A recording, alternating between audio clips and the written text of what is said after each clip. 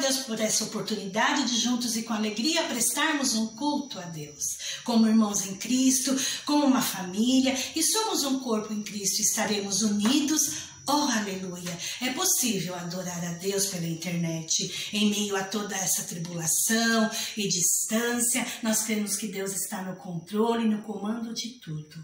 Este culto é especial, irmãos. Estaremos celebrando a Páscoa. Agradecemos a Deus com muita alegria, porque Ele enviou seu único Filho para morrer pelos nossos pecados numa cruz, para nos libertar do pecado. Jesus Cristo ressuscitou ao terceiro dia e vivo está. Voltará para nos buscar, que estejamos prontos e gratos por este tão grande amor por nós. Que Deus nos abençoe. Vamos louvar ao Senhor neste momento. Estaremos lendo as Escrituras Sagradas. Abrimos nossas Bíblias. Apocalipse, capítulo 1, versículo do 4 ao 6.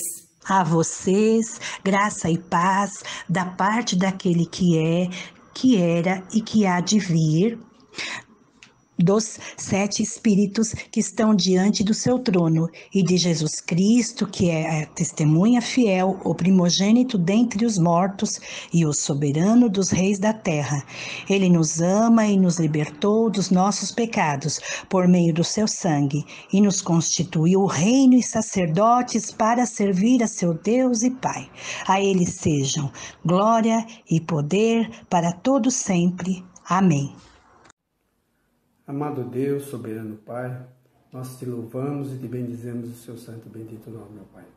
Embora, Senhor, nós estarmos cada um, Senhor, nos nossos lares, ó Senhor, mas os nossos corações, as nossas mentes, ó Pai, está voltada, Senhor, somente para te louvar e te bendizer o seu santo e bendito nome, meu Pai. Aceite, Senhor, esse culto, Senhor, de adoração, de louvor, ó Pai, que nós possamos, ó Senhor, estender, Senhor, a Ti, Senhor, todo louvor e toda glória, ó Pai. Fica conosco, é o que eu te peço, no nome santo do Teu Filho amado Jesus Cristo, aquele que vive e reina eternamente. Amém.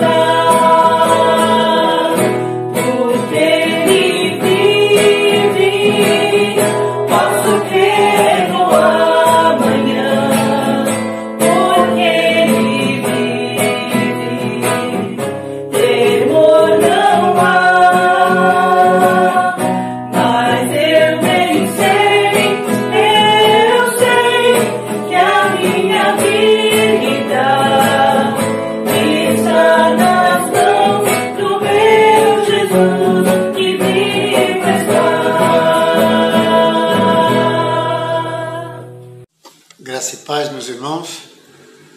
Momento de reflexão na palavra de Deus. No Evangelho de João, no capítulo 1, no versículo 29, João diz que eis o Cordeiro de Deus que tira o pecado do mundo. Esse é o momento em que nós lembramos da Páscoa e também é o momento que nós devemos refletir no sacrifício do nosso Senhor e Salvador Jesus Cristo. Oremos em confissão de pecados. Nosso Deus e nosso Pai, nós te agradecemos porque o Senhor tem sido um Deus tão misericordioso conosco. Muito obrigado porque o Senhor Jesus Cristo morreu na cruz, derramou o seu sangue e através dele nós temos a remissão dos nossos pecados. O Senhor é bendito, o Senhor é misericordioso, por isso ouve-nos, ó Deus, e atende-nos de acordo com a tua bendita vontade, Senhor. Perdoa-nos as nossas falhas, as nossas mazelas, perdoa-nos, ó Deus querido. Também abençoe e perdoe os pecados dos meus irmãos em Cristo, porque nós sabemos que o teu sangue, o Cordeiro imolado lá naquela cruz, ele é o suficientemente para nos perdoar de tudo. Te agradecemos por tudo em nome e por amor de Jesus Cristo. Amém, Senhor.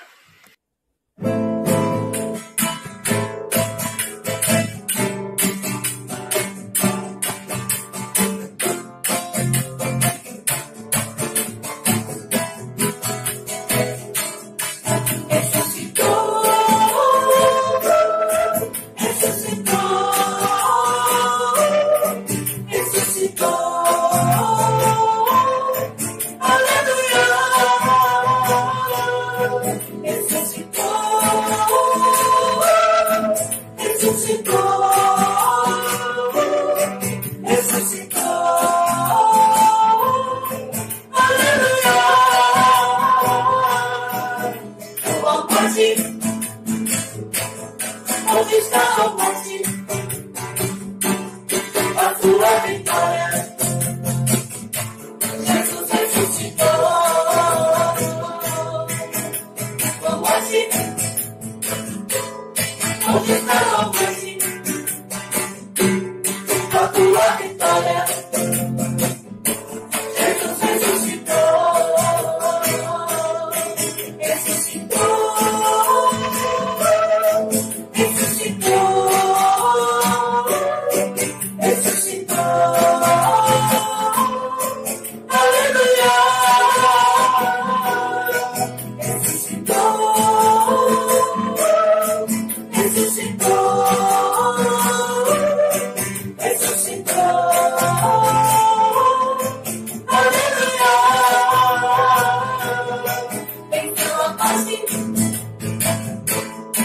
Venceu o mal, venceu as trevas, Jesus ressuscitou. Venceu a morte, venceu o mal, venceu as trevas, Jesus ressuscitou.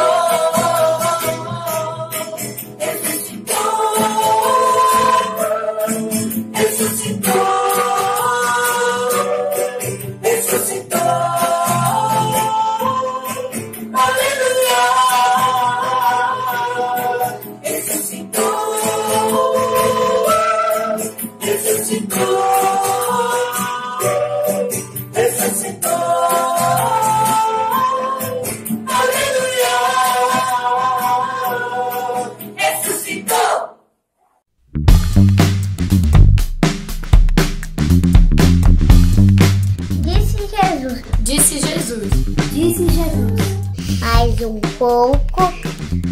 pouco e já não me verão. E não me verão. Não me verão. Já não me verão. Já não me verão. Um pouco mais. Um pouco mais. Um pouco mais. Um pouco mais. Um pouco mais me verão de novo. E me verão de novo. E já me verão de novo. Me verão de novo. E me verão outra vez. João 16:16. João 16:16. João 16:16. João 16:16. João 16:16. Feliz Páscoa!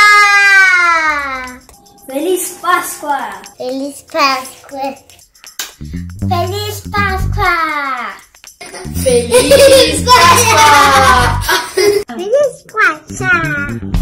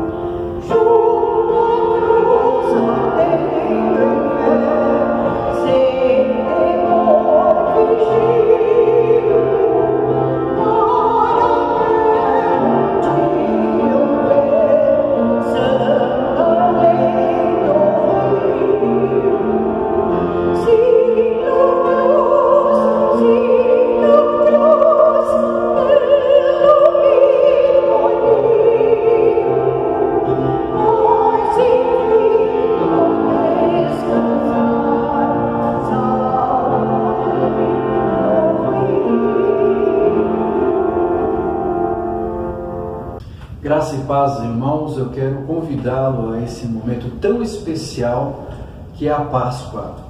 Páscoa, o triunfo da vida. Este é o nosso tema do mês de abril e de um modo muito próprio, muito especial, muito particular neste culto, quando celebramos como igreja, quando celebramos como cristianismo a ressurreição de Jesus Cristo, nosso Senhor e Salvador. Cristo está vivo, Cristo venceu a morte e nós queremos celebrar com alegria no coração, ainda que infelizmente não presencialmente como gostaríamos, mas virtualmente unidos em comunhão, juntos no Espírito Santo celebramos a salvação em Jesus Cristo. Vamos orar pedindo que o Senhor abençoe o nosso culto, a mensagem, a pregação, que isso possa marcar também a sua vida de um modo especial. Senhor, nós celebramos com alegria e com prazer a presença de Jesus Cristo em nosso meio. E nós podemos dizer isso porque Ele está vivo, reina, é Senhor, Rei dos Reis, é o nome que está sobre todos os nomes, porque toda a autoridade Ele conquistou quando também venceu a morte e ressuscitou. Nós estamos então, ó Deus, em plena Páscoa, celebrando esse momento tão especial, tão significativo para nós, e que isso seja, ó Deus, uma lembrança, um memorial, para que em tudo nós sejamos gratos, felizes, agradecidos, ó Deus, por tudo que o Senhor já fez, por as conquistas que o Senhor fez e principalmente porque o Senhor é Deus próximo, Deus conosco, Deus que venceu a morte, Deus que venceu Satanás, Deus que venceu o meu e o seu pecado. O Senhor reina vivo para sempre. Aleluia! Celebramos assim com alegria, em oração, em gratidão, em nome de Jesus. Amém. Irmãos, quero convidá-los para a leitura da Palavra de Deus, texto de nossa mensagem nessa Páscoa. Eu quero convidá-lo então a abrir a sua Bíblia em Isaías, o profeta Isaías, capítulo 53.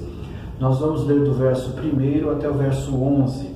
Isaías 53, do verso 1 até o verso 11, que diz assim: quem creu em nossa mensagem e a quem foi revelado o braço do Senhor? Ele cresceu diante dele como um broto tenro e como uma raiz saída de uma terra seca. Ele não tinha qualquer beleza ou majestade que nos atraísse, nada em sua aparência para que o desejássemos. Foi desprezado e rejeitado pelos homens, um homem de tristeza e familiarizado com o sofrimento. Como alguém de quem os homens escondem o rosto, foi desprezado, e nós não o tínhamos em estima. Certamente ele tomou sobre si as nossas enfermidades, e sobre si levou as nossas doenças. Contudo, nós o consideramos castigado por Deus, por ele atingido e afligido. Mas ele foi transpassado por causa das nossas transgressões, foi esmagado por causa de nossa iniquidade. O castigo que nos trouxe paz estava sobre ele, e pelas suas feridas fomos curados. Todos nós, tal qual ovelhas, nos desviamos, cada um de nós se voltou para o seu próprio caminho, e o Senhor fez cair sobre ele a iniquidade de todos nós. Ele foi oprimido e afligido, contudo, não abriu a sua boca. Como um cordeiro foi levado para o matadouro, e como uma ovelha que diante de seus tosqueadores fica calada, ele não abriu a sua boca. Com julgamento opressivo ele foi levado. E quem pode falar dos seus descendentes? Pois ele foi eliminado da terra dos viventes. Por causa da transgressão do meu povo, ele foi golpeado. Foi-lhe dado um túmulo com os ímpios e com os ricos em sua morte, embora não tivesse cometido qualquer violência, nem houvesse qualquer mentira em sua boca. Contudo, foi da vontade do Senhor esmagá-lo e fazê-lo sofrer. E embora o Senhor faça da vida dele uma oferta pela culpa, ele verá sua prole e prolongará seus dias, e a vontade do Senhor prosperará em suas mãos. Depois do sofrimento de sua alma, ele verá a luz e ficará satisfeito. Pelo seu conhecimento, meu servo justo justificará muitos e levará a iniquidade deles. Que a palavra do Senhor abençoe e edifique a sua vida em Cristo Jesus. Você já deve ter ouvido falar de Santo Agostinho. Agostinho, século III, foi um grande pensador, teólogo da igreja cristã. E certa vez, numa discussão, terminada a discussão com Agostinho, perguntaram para ele: mas qual que é o âmago, qual que é o cerne, qual que é o centro do cristianismo? E ele expressou uma resposta muito clara: a ressurreição de Jesus. Nós podemos dizer que a fé cristã, a esperança cristã, a caminhada cristã se resume neste apogeu, neste ápice, nesta apoteose. Jesus ressuscitou e vivo está. Essa é a grande diferença do cristianismo com outras religiões. Essa é a grande diferença do cristianismo daquele que verdadeiramente vive Cristo. Porque se você não crê que Jesus ressuscitou, as coisas são muito complicadas. E você vai dizer: mas tem alguém assim? Sim, na própria Bíblia diz isso. Se nós olharmos para 1 Coríntios capítulo 15, verso 14, se Cristo não ressuscitou, é inútil a nossa pregação, como também é inútil a fé que vocês têm. Paulo estava exortando a igreja de Corinto, porque já naquela época existiam pessoas que eram cristãs, viviam as tradições cristãs, viviam os procedimentos, os preceitos cristãos, gostavam de viver na comunidade cristã, mas não acreditavam que Jesus havia ressuscitado. Esse é um fato marcante, muito interessante para nós. Eu creio que nós abrimos a nossa pregação, a nossa mensagem, olhando para o livro de Isaías, olhando para a figura de Isaías, falando, prenunciando, profetizando do Cristo, daquele que viria para sofrer, para padecer, para levar nossas dores, levar os nossos pecados, pagar este preço na cruz do Calvário. Mas se nós não cremos nessa realidade, nós precisamos corresponder com clareza àquilo que é vontade de Deus, que é a orientação que o Senhor nos dá quando nós colocamos esse tema, Páscoa, o triunfo da vida. Irmão, creia nessa realidade. A Páscoa é o triunfo da vida. Nós temos esperança, nós temos gozo, nós temos alegria, nós temos o prenúncio da vida eterna, nós temos toda uma mensagem da palavra de Deus através da Páscoa. Que o Senhor possa nos dar essa visão, e eu gostaria de olhar para esta mensagem de Páscoa neste dia, neste momento, olhando para Isaías, mas olhando em 3 perspectivas. As 3 perspectivas que nós queremos olhar com você é a visão do caráter de Deus, do poder de Deus e do amor de Deus. Que assim nós possamos fazer para uma compreensão cada vez mais plena, viva e poderosa da Páscoa de Jesus Cristo. Nós cremos na Páscoa porque a Páscoa está baseada, fundamentada no caráter de Deus. Por isso nós podemos crer, ainda que seja algo que humanamente a nossa mente não compreenda. Como é que eu posso aceitar que Jesus veio, o Deus vivo, encarnou entre nós, viveu entre nós, ele foi totalmente Deus, totalmente homem, mas Isaías fala, e o profeta Isaías também fala sobre isso, e Paulo fala também sobre o Cristo que se esvaziou, que deixou a sua glória, que veio na sua humanidade, na sua finitude como homem, mas no poder do Espírito Santo, no poder de Deus, transformando toda uma realidade. Como é que eu posso crer nisso? Esse Deus vivo que está entre nós, mostrando a figura do que Deus é, do que Ele realiza, do que Ele representa e do que Ele deseja fazer. A Páscoa é a consumação do desejo de Deus. Se nós olharmos para a Bíblia é a história da salvação. Desde quando o homem e a mulher caíram em pecado, Deus começa um processo de revelação, mostrando que Ele está construindo, está dirigindo, está caminhando para a consumação de uma realidade de salvação, porque Ele sabe o que o pecado faz. Domingo passado nós falamos bastante sobre a morte, porque nós queríamos ressaltar e significar com profundidade o que o pecado gera em nós. O pecado gera morte, o pecado gera a ausência de Deus, o pecado é a anulação da vida. E por isso então Deus, no seu amor precioso, na sua mensagem de salvação, começa a fazer esta revelação detalhada de como Jesus Cristo ia nos alcançar com a sua graça, a sua misericórdia, seu precioso amor, nos salvando.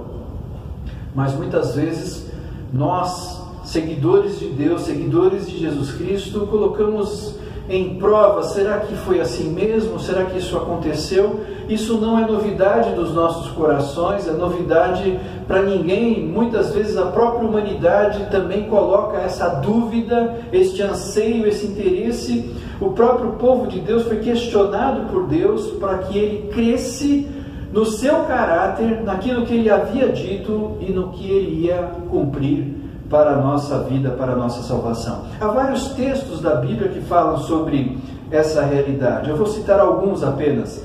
Josué capítulo 21, versículo 45, diz assim: nenhuma promessa falhou de todas as boas palavras que o Senhor falara à casa de Israel, tudo se cumpriu. Josué 21, versículo 45. Que palavra maravilhosa!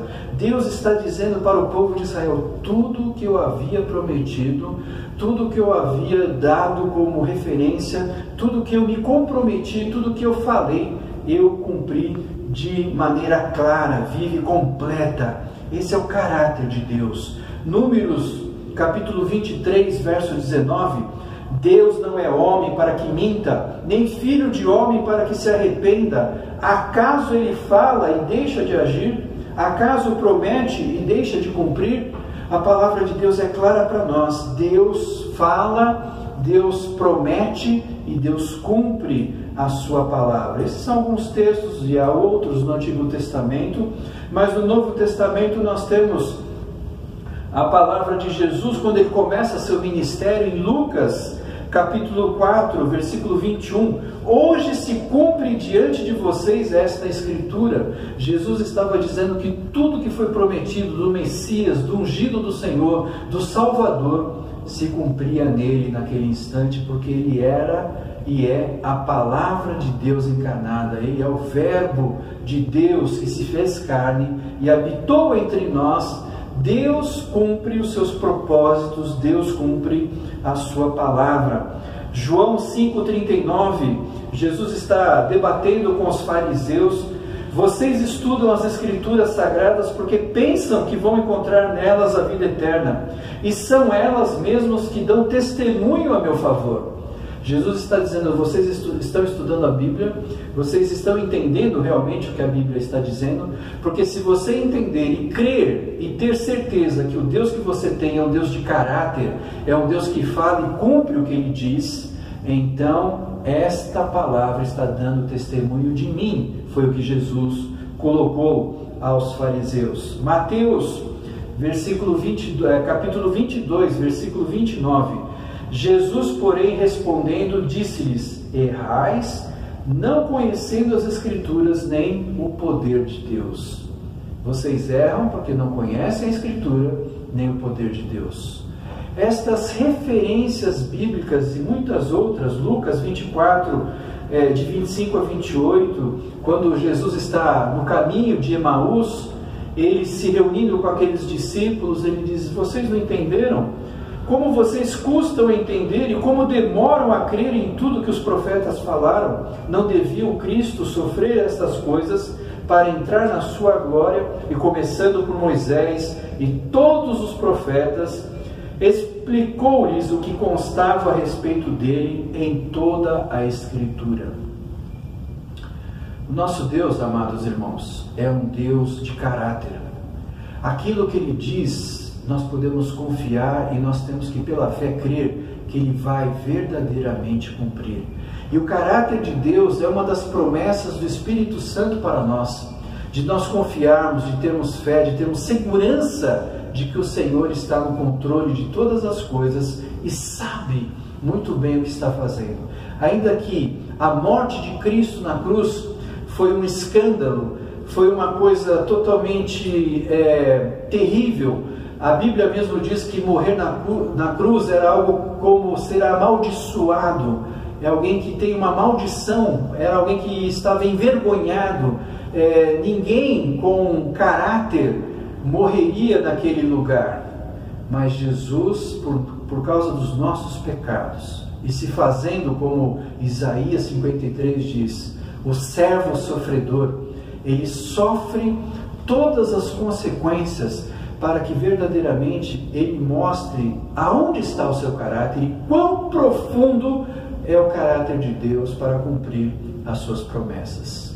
Por isso, quando no começo nós falamos de Paulo falando à igreja de Corinto, de membros daquela igreja que não acreditavam na ressurreição de Jesus, para a mente humana isso realmente é algo impossível, algo que não é capaz de acontecer. Quem poderia voltar da morte? Quem poderia cumprir esse processo de cura e restauração e de salvação? Mas a palavra de Deus é muito clara para nós. O que Deus promete, Ele cumpre. Por isso, meu amado, Páscoa é confiar no caráter de Deus. Páscoa é entregar a nossa fé, nossa esperança, nosso amor, a nossa dedicação com a certeza de que o Senhor há de cumprir. Aquele que disse, aquele que prometeu, vai cumprir para mim e para você todas as promessas que o Senhor nos deu. Isso é feliz Páscoa. Isso é uma Páscoa com profundidade, com alegria, quando eu tomo posse do caráter de Deus para com a minha vida, e eu sei o quanto Ele é poderoso para me guardar até o dia final. Seja esta a palavra de bênção e profecia, bênção e esperança, bênção e atitude de nosso coração, de nossa vida em Cristo Jesus. Nós vimos, amados irmãos, no ponto anterior, então, o caráter de Deus, como é importante nós celebrarmos a Páscoa, tendo como expressão da nossa fé e confiança o caráter de Deus. E agora eu quero colocar outro propósito, outro item importante para a celebração da Páscoa, que é o poder de Deus.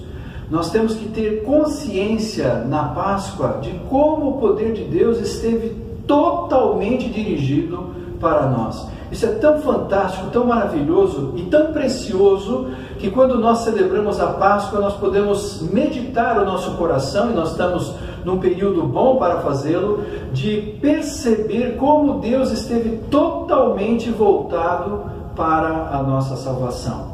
A consumação, então, o apogeu, a apoteose sublime que Deus faz com a morte de Jesus e a sua ressurreição. Jesus vence o pecado, Jesus vence a morte, mas não é algo simples. Eu gosto muito dos filmes que falam sobre a história da Páscoa. Talvez é um filme didático para reunir a família, para alguém que não é cristão assistir, mas foge um pouco de toda a realidade e de toda a profundidade que a palavra de Deus diz sobre o poder se manifestando de um modo muito especial quando Jesus morre. Se nós olharmos para o texto de Mateus capítulo 27, do verso 45 a 54, o texto diz assim: E houve trevas sobre toda a terra, do meio-dia às 3 horas da tarde. Por volta das 3 horas da tarde, Jesus bradou em alta voz: Deus meu, por que me abandonaste? Quando alguns dos que estavam ali ouviram isso, disseram: Ele está chamando Elias. Imediatamente um deles correu em busca de uma esponja, embebeu-a em vinagre, colocou-a na ponta de uma vara e deu a Jesus para beber. Mas os outros disseram: Deixe-no, vejamos se Elias vem salvá-lo. Depois de ter bradado novamente em alta voz, Jesus entregou o Espírito. Naquele momento, o véu do santuário rasgou-se em 2 partes, de alto a baixo. A terra tremeu, as rochas se partiram, os sepulcros se abriram e os corpos de muitos santos que tinham morrido foram ressuscitados. E saindo dos sepulcros, depois da ressurreição de Jesus, entraram na cidade santa e apareceram a muitos. Quando o centurião e os que com ele vigiavam Jesus viram o terremoto e tudo o que havia acontecido, ficaram aterrorizados e exclamaram: verdadeiramente esse era o Filho de Deus. Essa é a Páscoa. A Páscoa não é algo simples como a gente vê nos filmes. Jesus ali abaixando a cabeça, morre, e depois logo aparece o sepulcro com a pedra removida e Jesus ressurreto. Há toda uma manifestação do poder de Deus, e nós temos que entender a profundidade e a beleza disso, porque quando Satanás fez toda uma estratégia, quando ele arquitetou um plano de fazer o homem e a mulher pecar, ele foi muito inteligente, porque como que ele poderia tentar de algum modo vencer a Deus? Ele que já estava derrotado, mas será que eu ainda posso alcançar alguma vitória sobre Deus? Se o pecado é a ausência de vida e vida vem de Deus, o pecado é a morte, portanto é a ausência de Deus. O pecado, a morte, é a ausência de Deus. Como vencer então a morte? Como que Deus vai fazer isso diante de tudo que aconteceu? Será que Deus vai se colocar numa situação de contraditório, de um paradoxo, de algo que não é fácil de nós entendermos? Como que Deus vai se ausentar de si mesmo? Como Deus vai se colocar numa ausência de vida para vencer a morte?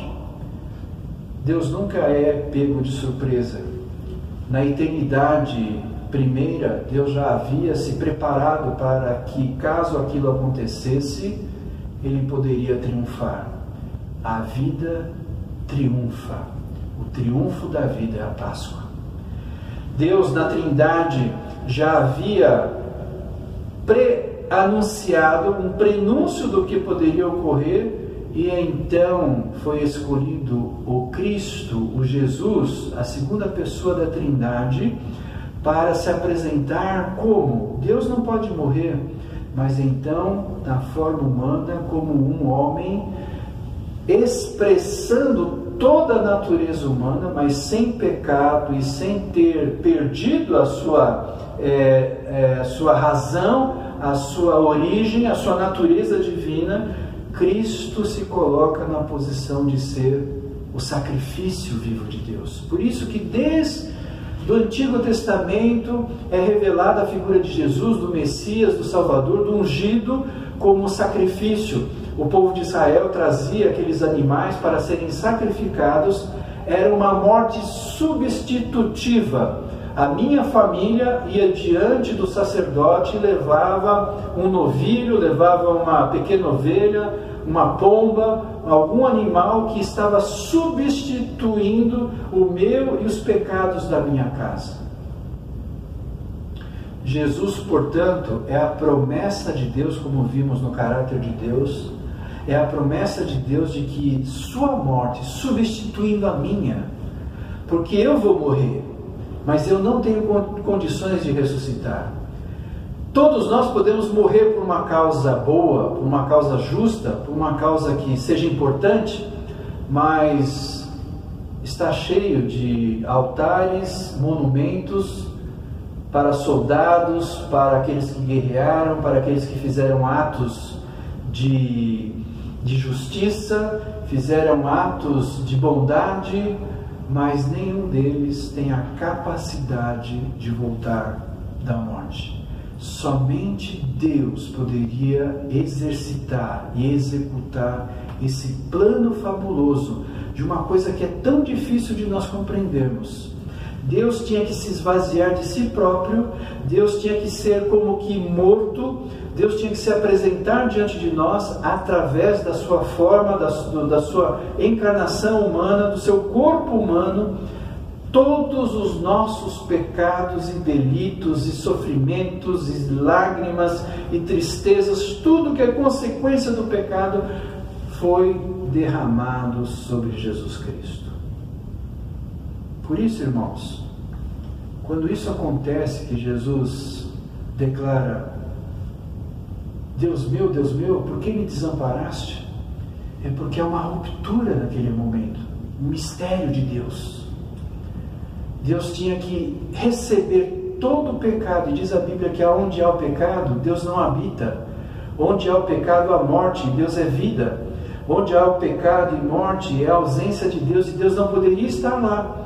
Mas Jesus, naquele momento, sofre todas as consequências do pecado da humanidade para vencer a morte. Ele clama isso na cruz. Na cruz: Deus meu, por que me desamparaste? Não é apenas a citação do Salmo 22 como um cumprimento de profecia, é muito mais do que isso. É uma profundidade do poder de Deus, rompendo um contraditório, um paradoxo que Satanás achava que havia vencido a Deus, mas ele não imaginava, ele não compreendia de como Deus é poderoso para realizar infinitamente mais do que nós e do que ele próprio poderia acreditar que Deus poderia fazer.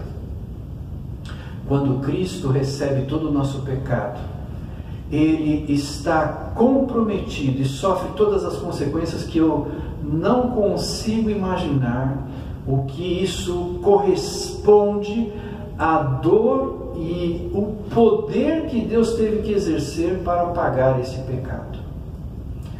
Nós podemos ter talvez uns pequenos prenúncios, porque a própria natureza, quando Jesus clama, também corresponde a este anseio. Diz o texto, por isso que eu falei dos filmes, isso não é citado nos filmes, não aparece nos filmes, mas quando Jesus está na cruz, do meio-dia às 3 horas da tarde, fica escuro. E meus amados, no Oriente Médio, o que o sol faz ao meio-dia, você não sabe do que ele é capaz. E fica tudo escuro, fica sem luz, há trevas. A própria natureza geme, como diz Paulo em Romanos, a própria natureza deseja ardentemente a sua redenção. Diz o texto também que treme a terremotos, diz que rochas estão rompendo. Esse é um fato interessante, ou seja, há um cataclisma, há uma transformação, há uma realidade tão imensa do poder de Deus que nós não podemos calcular, que é gasto, que é feito para pagar o meu e o seu pecado. Meu amado, quando eu olho isso na Bíblia, isso me deixa extremamente emocionado de saber que existe um Deus tão poderoso, tão maravilhoso, tão amoroso, que paga um preço que eu nem consigo imaginar. Eu talvez tenha alguns lampejos, alguns sinais muito pequenos do que isso corresponde. E diz o texto então que o véu do templo não era apenas uma cortina como alguns imaginam, era uma sequência de tecidos muito grossos, e isto para se romper não era feito com a capacidade humana, mas se rompe, e é claro, de cima para baixo. É Deus agindo no homem, é Deus descendo até o homem, é Deus estendendo graça para nós. Este romper desta barreira mostra que Jesus Cristo havia vencido a morte. Aleluia! Glória a Deus! Porque o nosso Deus é um Deus de vitória, é um Deus que conquista a nossa vida, pagando com a sua própria o preço da morte.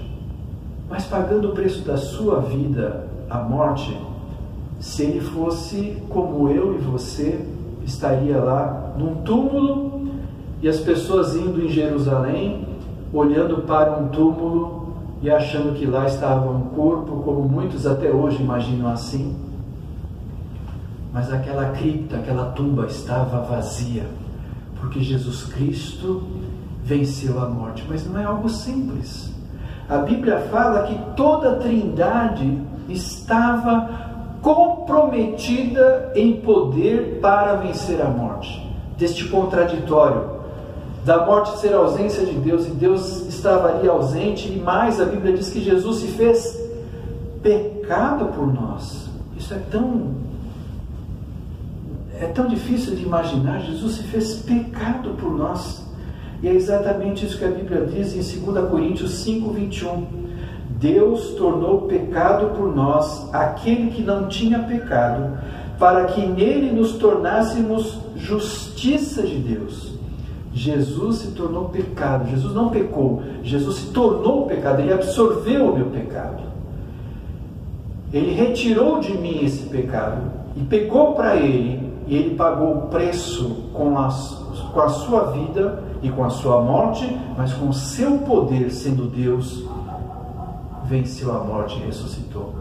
Mas a Bíblia diz que toda a Trindade estava totalmente comprometida com a ressurreição de Jesus. Eu vou citar apenas 2 textos. Gálatas capítulo 1, verso 1. Paulo, o apóstolo enviado, não da parte de homens, nem por meio de pessoa alguma, mas por Jesus Cristo e por Deus Pai, que o ressuscitou dos mortos. Esse texto de Gálatas fala que quem ressuscitou Jesus dos mortos foi o Pai. Se você ler Romanos 8:11, o texto vai dizer que foi o Espírito Santo. Em outros textos vai dizer que Jesus levantou da morte. Então nós temos a Trindade, o Pai, o Filho e o Espírito Santo, os 3 comprometidos e totalmente vertidos em seu poder para nos tirar da morte. Que coisa preciosa, meu amado irmão. Nesse segundo ponto que nós estamos abordando nessa Páscoa, que é o poder de Deus, eu gostaria que você meditasse profundamente no seu coração, orasse por isso. Senhor, eu lhe sou extremamente grato, porque o teu poder foi tão maravilhoso, tão grandioso, tão prodigioso para anular o meu pecado. E isso houve grandes consequências. Pai, por que me desamparastes? O profeta Isaías vai dizer: as pessoas olhavam para Jesus e ele não tinha formosura, é lógico, ele estava sofrendo. Ele não era bem visto, claro, porque ele estava morrendo como alguém amaldiçoado. As consequências da cruz, para quem olha numa lógica humana, numa lógica racional, simplesmente humana, vai dizer, Jesus perdeu. Mas para nós, que cremos no caráter de Deus e cremos no poder de Deus, para nós, a morte da cruz, a cruz, eu me regozijo, a cruz é vitória de Jesus sobre a morte. Aleluia! Irmãos, amados, no primeiro ponto dessa nossa mensagem, nós vimos o caráter de Deus. O segundo ponto, nós vemos o poder de Deus. E a terceira parte, o terceiro ponto que nós queremos abordar com você é o amor de Deus.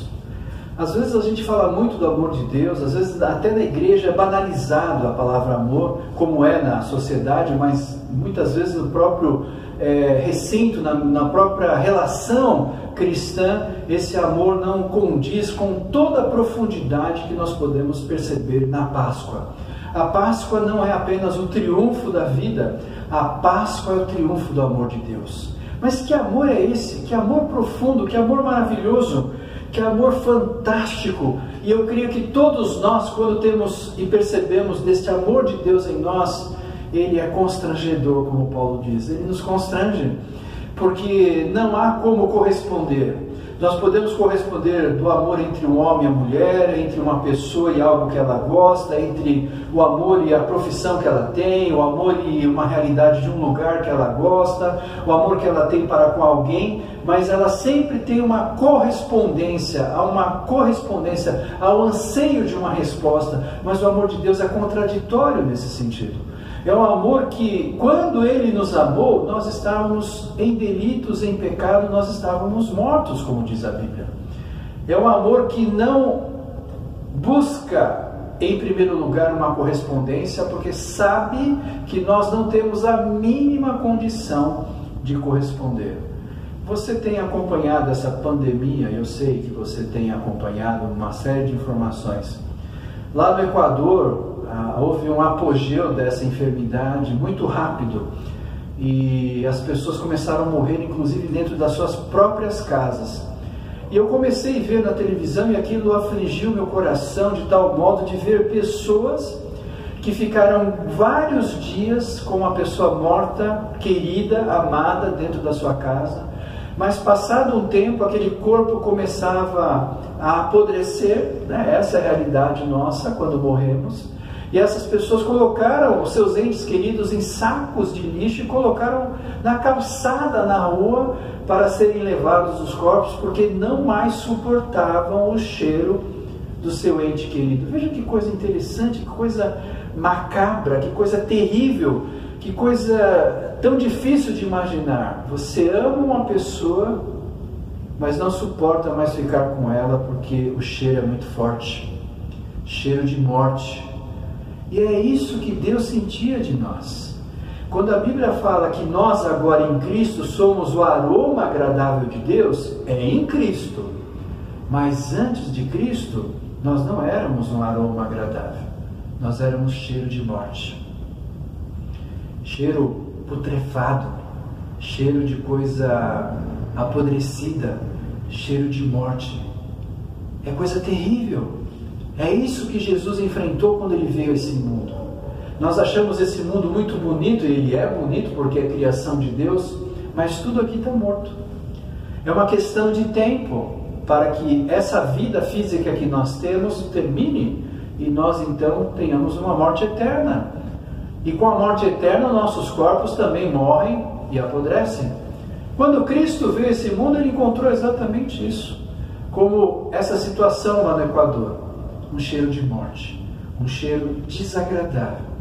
Como é que eu consigo amar quem está com o cheiro de morte, quem está apodrecendo? Esse foi o dilema dos equatorianos. Eu amo essa pessoa, eu quero enterrá-la com dignidade, mas eu não suporto o cheiro de morte, eu coloco ela para ficar fora de casa, quase que na rua. Essa é a situação, fazendo um paralelo, um silogismo, uma análise daquilo que Jesus também enfrentou por causa do nosso pecado. Nós não somos bons. Nós temos uma doutrina protestante, calvinista, que se chama a depravação total do ser humano. Ou seja, quando Deus nos encontrou, não existia bem algum em nós. Mas a partir do Espírito de Deus que sopra ainda, que em meio à morte, nós podemos ter um sopro de vida, uma realidade de vida. E essa é uma doutrina que possivelmente nós temos esquecido, porque nós achamos que Deus morreu por mim, mas também não era tão difícil, eu não sou uma pessoa tão ruim, eu não pequei tanto, eu sou um bom cidadão, eu pago meus impostos em dia, eu trato bem as pessoas, eu sou querido por todos, então aquilo que Deus fez por mim não é tanto assim, é importante, mas não é muito. Nós muitas vezes nos colocamos nessas condições de avaliar aquilo que realmente Deus fez e não entender com clareza o amor de Deus. Paulo percebeu isso na igreja de Éfeso, quando ele escreve Efésios 3, de 17 a 19.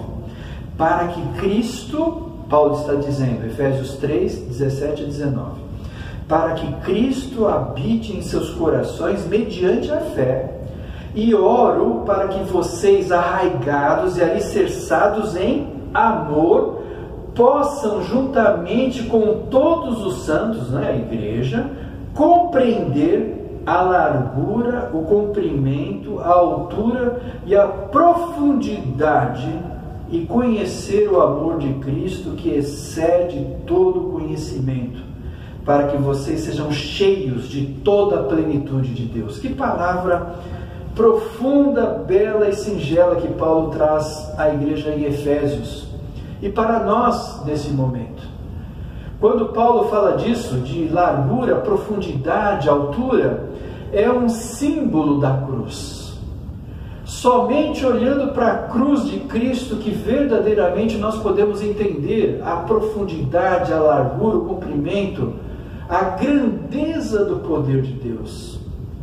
É se alargar do amor de Deus que passa por cima de todo o meu pecado. Pecado que me leva a ser um morto diante de Deus.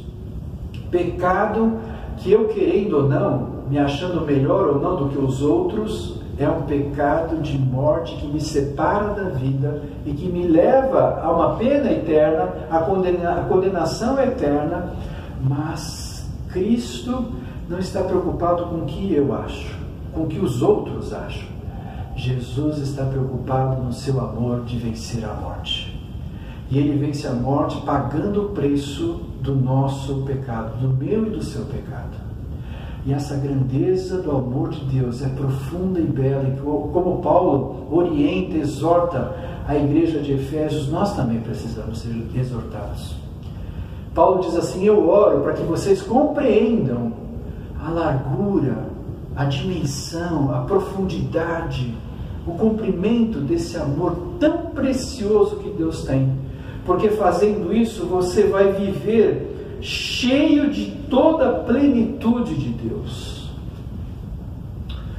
Meus irmãos, muitas coisas às vezes nos traz separação. Por sinal, essa é uma das marcas do mundo hoje, separação. Separação de casamentos, separação de pessoas que saem da igreja, separação de relações entre amigos, parentes, relação de trabalho, relação... Hoje as coisas são muito difíceis, a separação em tudo que nós podemos perceber. Essa é uma marca do presente século e essa é uma marca daqueles que não compreendem o amor de Deus. E quando nós vivemos e compreendemos a profundidade do amor de Deus, como Paulo diz em Coríntios, que nosso ministério é o ministério da reconciliação. E verdadeiramente nós temos uma marca do amor de Deus em nós, quando nós vivemos para reconciliar os outros. Reconciliar aqueles que se separaram sem compreender o amor de Deus. Se separaram sem viver o amor de Deus. se separaram sem viver a profundidade do amor de Deus. Por isso eu quero convidá-lo, irmão, nesse terceiro ponto. Que amor é esse? Que amor profundo é esse? Que amor que nos constrange? É tão difícil nós podermos expressar em palavras. Eu creio que há poetas, há poesias, há músicas, há musicistas, letristas que fazem a tentativa durante tanto tempo de expressar a gratidão, a alegria, o prazer que vem em nosso coração de saber que em Cristo verdadeiramente nós somos mais do que vencedores, que em Cristo Ele nos trouxe a realidade de ser uma nova criatura, que em Cristo todos os nossos pecados foram perdoados, que em Cristo Ele nos concede a vida eterna com Ele, que em Cristo Ele nos concede reconciliação. Meu amado irmão, nesse desejo profundo em sua vida, em minha vida, que o amor de Deus possa nos marcar de uma forma tão preciosa a Páscoa, de modo que eu viva não para mim mesmo, como Paulo diz. Não sou eu quem vive, mas é Cristo que vive em mim. Por que Paulo diz isso? Porque o amor de Deus constrange tanto, constrange de tal modo que Paulo abundava de vida em Jesus, em abundância de vida, ele sente o prazer de experimentar o amor de Deus, a tal ponto que ele estava até preparado para morrer por Cristo. Isso é contraditório, isso é um paradoxo. Eu até dou minha vida de tão constrangido que eu me sinto por esse amor precioso, maravilhoso que Deus nos dá. O amor nos constrange, o amor nos leva a uma dimensão mais profunda, como Paulo diz em Efésios. O amor nos faz compreender com profundidade todo o preço que Deus pagou por causa do meu pecado. Que eu possa valorizar isso, que eu possa reconhecer isso, que eu possa de algum modo ser extremamente grato a Deus, e que esta gratidão me leve não a querer compensar o que Deus fez, porque isso é impossível, mas que me faça a ter uma alegria de gratidão que leve o amor de Deus aos outros, que demonstre o amor de Deus aos outros, que isso seja uma referência na minha relação familiar, na minha relação com os meus irmãos em Cristo, no meu trabalho, na minha escola, onde eu estiver, que o Senhor plante uma semente de amor vivo em Cristo Jesus. A palavra de Deus é tão maravilhosa e as expressões que Ele nos dá desse amor, eu me lembro de dois hinos que vêm profundamente em meu coração. O hino 366, sim na cruz me glorio, pois enfim vou descansar, salvo além do rio. Sim na cruz, a cruz é o sinal, é o significado, é esta marca que o cristão tem no seu coração, na sua vida, de saber que por causa da cruz, das consequências da morte de Jesus na cruz, Ele nos trouxe vida, salvação, pagou o nosso pecado, e Ele está vivo porque Ele ressuscitou. Somente um Deus vivo, somente um Salvador vivo poderia cumprir a salvação. Por isso eu e você nos regozijamos, nos alegramos, celebramos com grande e profunda alegria o prazer de saber que Cristo é a nossa vitória, é vida em nós. E no 368, sim, eu sempre amarei essa cruz, seu triunfo meu gozo será, pois um dia, em lugar de uma cruz, a coroa Jesus me dará. Que palavras lindas! Que tentativa maravilhosa de expressar a nossa emoção, a nossa razão, a nossa alegria, a nossa vontade de corresponder à profundidade maravilhosa do amor de Deus em nós e entre nós.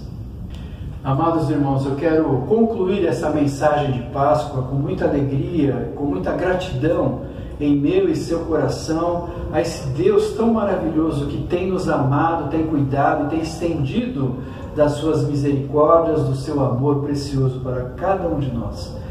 Essa Páscoa é o triunfo da vida, é o triunfo do amor, é o triunfo do poder de Deus, é o triunfo do caráter de Deus, é o triunfo de todas as profecias e promessas consumadas, é o apogeu, é o clímax, é a apoteose de toda a palavra de Deus sendo cumprida em Cristo Jesus. E tudo isso não significaria verdade se Jesus não tivesse ressuscitado.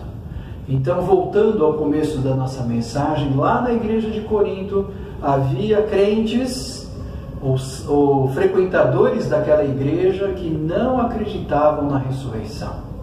Não acreditavam, portanto, na própria ressurreição de Jesus. E Paulo diz assim: bom, então se Jesus não ressuscitou, se a ressurreição não é verdade, comamos e bebamos. Então vamos fazer o que a gente quiser, cada um, e vamos vivendo a nossa vida, porque a nossa vida é só essa realidade aqui. Acabou essa vida, não tem mais nada. Como muitos creem assim. Mas a Bíblia nos fala que nós podemos ter esperança, ter confiança, ter fé, ter a satisfação de saber que Cristo morreu, mas Ele ao terceiro dia, domingo de Páscoa, Ele ressuscita dentre os mortos. Eu quero ler um texto que está em João capítulo 20, versículo 19. Eu quero fazer um fechamento de nossa mensagem com uma aplicação do que nós estamos vivendo hoje, essa realidade difícil, essa realidade delicada, complicada, dessa enfermidade que visita ao Brasil, a São Paulo, nossa cidade, ao mundo. Nós estamos de quarentena, nós estamos numa situação de não saber ainda tudo o que vai acontecer, não somente na questão da saúde de cada um, na questão econômica, social, de tudo o que acontece, de um modo muito especial pastoralmente, sobre os membros da igreja, sobre como nós vamos poder novamente trazer aquela experiência de pregar o Evangelho, de evangelizar, de viver em comunhão. Tudo isso ainda está nebuloso, mas eu quero trazer uma palavra de vida, uma palavra de confiança, uma palavra de esperança ao seu coração, conforme está registrado em João capítulo 20, verso 19. Ao cair da tarde daquele primeiro dia da semana, então era um domingo, estando os discípulos reunidos a portas trancadas por medo. Veja que interessante o texto. Eles estavam trancados em casa com medo, como a maioria das pessoas estão hoje, todas trancadas em casa e com medo da situação que nós estamos vivendo. E o texto diz: Jesus entrou naquela casa, pôs-se no meio deles e disse: paz seja com vocês. 2 vezes Jesus nesse texto vai dizer: paz seja com vocês. O meu desejo, então, irmãos, na conclusão dessa mensagem, é que mesmo nós estamos aprisionados em nossas casas, estamos de quarentena, preocupados, ansiosos, sentindo as dificuldades de tudo que acontece, o meu desejo, a minha oração, a minha palavra de Páscoa, no fechamento dessa mensagem, conforme diz o Evangelho de João, o Senhor Jesus, no primeiro dia, entrou naquela casa onde estavam aqueles homens com medo e trancados, e Jesus traz uma palavra de paz. Paz. Que o Senhor possa inundar o seu coração de paz. Que o Senhor possa promover de um modo muito especial a paz no seu espírito, a paz no seu corpo, a paz nas suas emoções, a paz nos seus pensamentos, para que você perceba o quão precioso é nós vivermos a Páscoa. Páscoa é o triunfo da vida. Páscoa é o triunfo do caráter de Deus, cumprindo todos os seus propósitos e suas promessas. Páscoa é o triunfo do poder de Deus. Deus desceu às profundezas de nossos pecados e venceu no poder da Trindade, do Pai, do Filho e do Espírito Santo. Páscoa é o triunfo do amor de Deus. Páscoa é paz. Que Deus te abençoe assim, preenchendo sua vida em muito na sua paz em Cristo Jesus.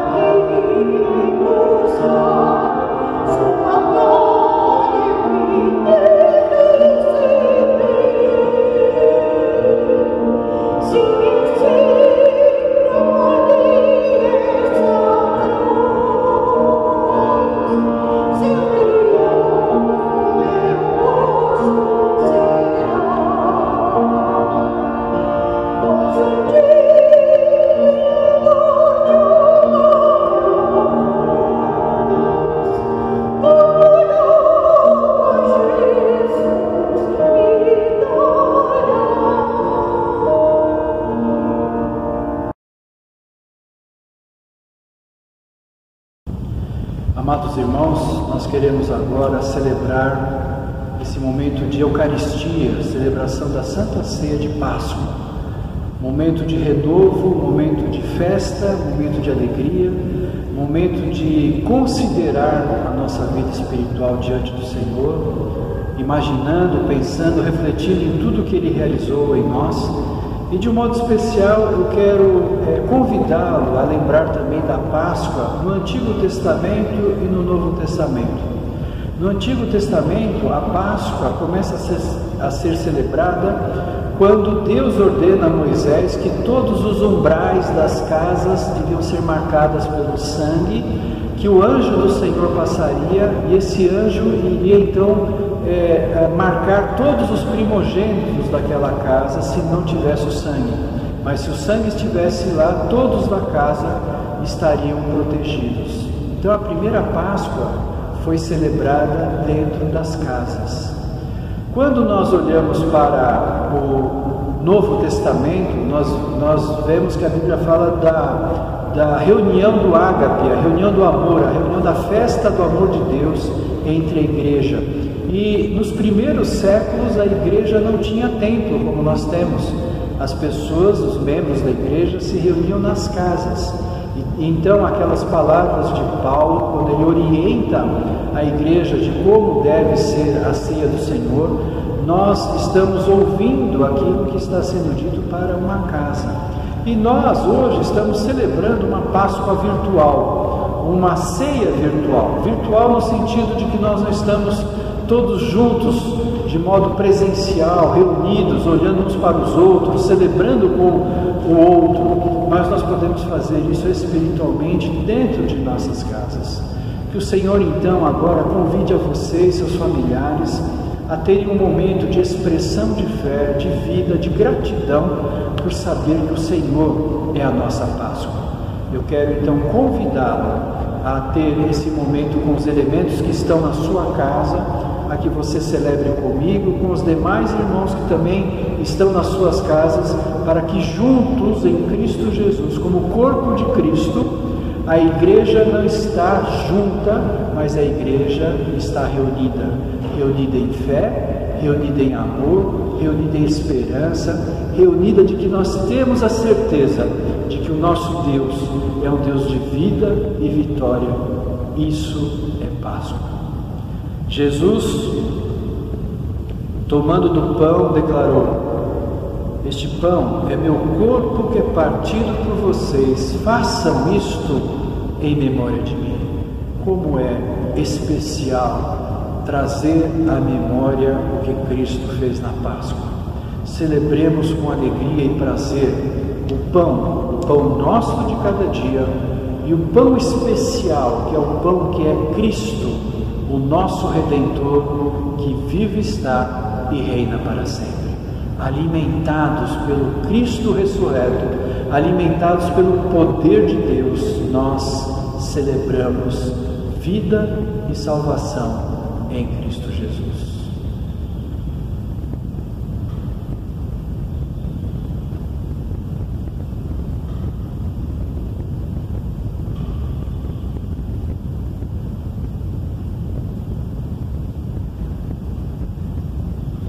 De semelhante modo, Jesus tomou o cálice, dizendo: este cálice é a nova aliança do meu sangue, bebei dele todos, sinal da redenção de Jesus para a vitória sobre a morte e sobre o nosso pecado. Eu quero celebrar, lembrando da cor do cálice, do vinho, do suco de uva, que simbolizam, que significa o sangue de Cristo derramado na cruz do Calvário. Este sangue pagou alto preço por nós. A graça é de graça, mas teve um alto preço.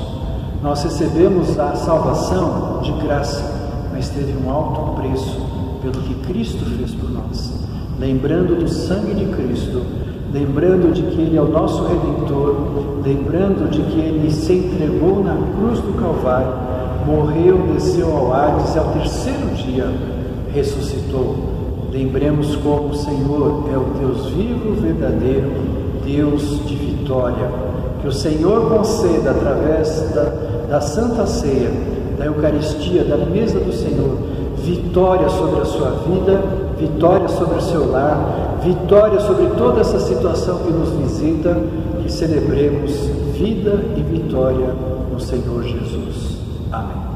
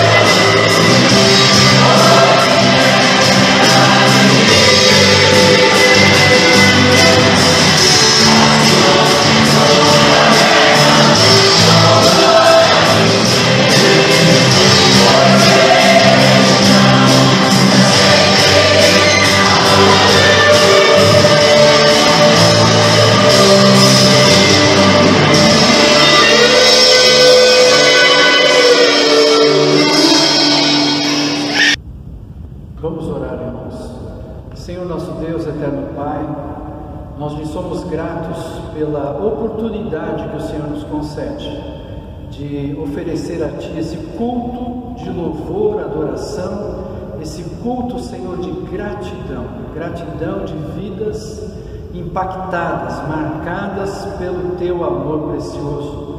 Celebramos, ó Deus, com alegria, com prazer profundo em nossas vidas a Páscoa. Senhor, nós Te louvamos por tudo que o Senhor fez na cruz do Calvário. Nós não temos palavras e imaginação para compreender toda a profundidade, largura, comprimento do Teu amor estendido na cruz do Calvário. Nós celebramos, ó Deus, com gratidão, com alegria, pedindo que o Senhor venha, Senhor, trazer ao Teu povo a bênção necessária, o cuidado necessário, que motivados, que cativados pelo Teu poder, renovados em nossa esperança, em nosso amor, em nossa fé, possamos, ó Deus, combater o bom combate dessa situação que nós estamos vivendo, combater o bom combate, Senhor, do pecado que muitas vezes deseja retornar e tomar conta da nossa vida, combater o bom combate, Senhor, sabendo que em Cristo verdadeiramente nós somos mais do que vencedores. O Senhor permite que este combate seja realizado, mas o Senhor nos dá a vitória, não porque nós temos força e poder, mas pelo Teu poder, pela força que está em Ti, pelo Teu amor. Nós lhe somos gratos, ó Deus, pela Tua presença em nós. Habita ricamente em Tua igreja, Senhor, habita em nós, dá-nos, ó Deus, a alegria de olhar para a cruz de Cristo, aquele sinal, aquele monumento, Senhor, à morte, aquele sinal, ó Deus, de desgraça, de maldição, que para nós, ó Deus, é sinal de redenção. Como Paulo diz, ele mesmo ama a cruz de Cristo. Nós também, ó Deus, celebramos com alegria e com prazer saber que daquele local tão odioso, tão terrível, tão mortífero, o Senhor trouxe vida e vida em abundância. O Senhor é o Deus da vida. O Senhor é o Deus que concede vida para nós, e nós queremos em Teu nome santo, Senhor, viver intensamente a vida em Jesus Cristo. Abençoa, Senhor, a IPEI Paulo Silas, que nós tenhamos então na consumação deste culto a oportunidade, Senhor, de continuar em espírito e em verdade a celebrar continuamente em nossas vidas a verdadeira Páscoa. Páscoa que é o triunfo da vida. Seja assim, Senhor, um louvor à Tua glória, é o nosso desejo de enaltecer, de engrandecer o nome santo e bendito de Jesus.